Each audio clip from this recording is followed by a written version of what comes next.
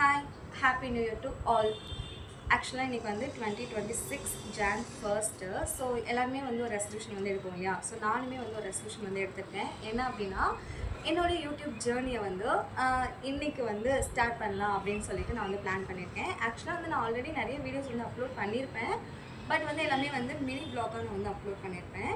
So இன்றைக்கி வந்து first time நம்மளோட சேனலில் வந்து ஒரு லாங் வீடியோ வந்து போடலாம் அப்படின்னு சொல்லி பிளான் பண்ணியிருக்கேன்.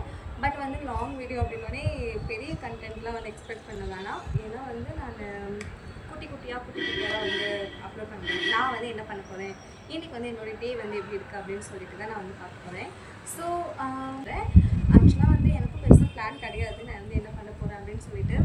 பட் வந்து எப்படி இருக்குது அப்படின்னு சொல்லிட்டு நம்ம வந்து பார்க்கலாம். வாங்க வீடியோக்குள்ளே போகலாம். ஸோ இந்த சேனலில் வந்து என்ன மாதிரியான கண்டென்ட் வந்து எக்ஸ்பெக்ட் பண்ணலாம் அப்படின்னா, எனக்குமே பெருசாக ஐடியா கிடையாது. ஏன்னா வந்து நானே இதுதான் ஸ்டார்ட் பண்ணேன். அதனால் வந்து பர்டிகுலராக ரேண்டமாக வந்து இதுதான் போடணும் அப்படின்னு கிடையாது.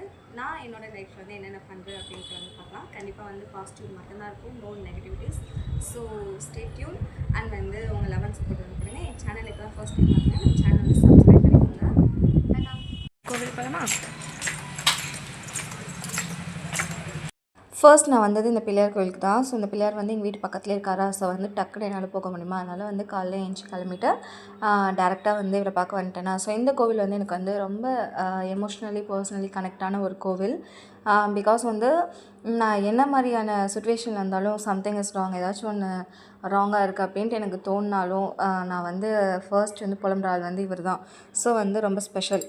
ஆக்சுவலாக இந்த பிள்ளையார் வந்து எனக்கு ரொம்ப ஸ்பெஷல். ஏன்னா வந்து என்னோடய ஃப்ரெண்டுன்னே சொல்லலாம். பிகாஸ் வந்து நம்ம பேசுகிற எல்லாத்தையுமே வந்து சைலண்ட்டாக கேட்குறது வந்து நம்மளோட ஃப்ரெண்ட்ஸ் தான் இல்லையா? பட் இப்போது ரீசன்ட் டேஸில் என்னோட க்ளோஸ் ஃப்ரெண்ட் யார் அப்படின்னு கேட்டால் இவர் தான். பிகாஸ் வந்து நான் என்ன பேசினாலும் என்ன சொன்னாலும் சைலண்ட்டாக கேட்பார். ஆனால் இவர்கிட்ட சொன்னதுக்கப்புறம் ஐ ஃபீல் ஹாப்பி.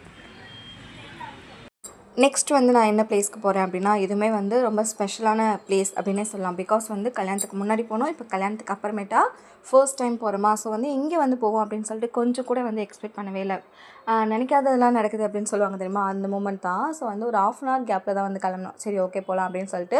ஸோ இதுவுமே வந்து ஒரு லாஸ்ட் மினிட்ல வந்து பிளான் பண்ணதானா. ஸோ அதனால ஃபாஸ்ட்டாக போகணுமா, அடிக்கிற காற்றுல வேறு எனக்கு வேறு பயம் வந்துச்சு, ஃபோன் வேறு கீழே விழுந்துருமா அப்படின்னு சொல்லிட்டு. பட் ஆனாலுமே நான் வந்து வீடியோ எடுத்துகிட்டு போயிட்டு இருந்தேன்.